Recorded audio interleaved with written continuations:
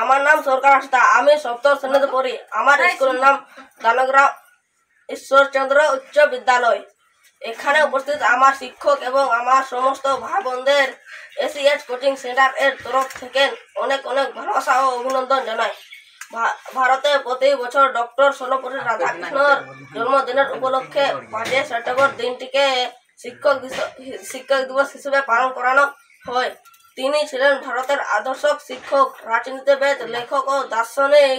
শিক্ষকের হাত ধরে ভালো জীবন গড়ে তোলা সম্ভব। 1962 সালে যখন তিনি ভারতের প্রেসিডেন্ট ছিলেন, তখন তার কিছু ছাত্র এবং তার বন্ধুরা তার জন্মদিনের অনুমতি চান। তখন তিনি বলেন, গর্বে ও সম্মানের সাথে যদি তার জন্মদিনটি সমস্ত শিক্ষকের সম্মানের সাথে দিনটি পালন করানো হোক। তখন থেকে 5 সেপ্টেম্বর দিনটিকে শিক্ষক দিবস হিসেবে পালন করানো হয়।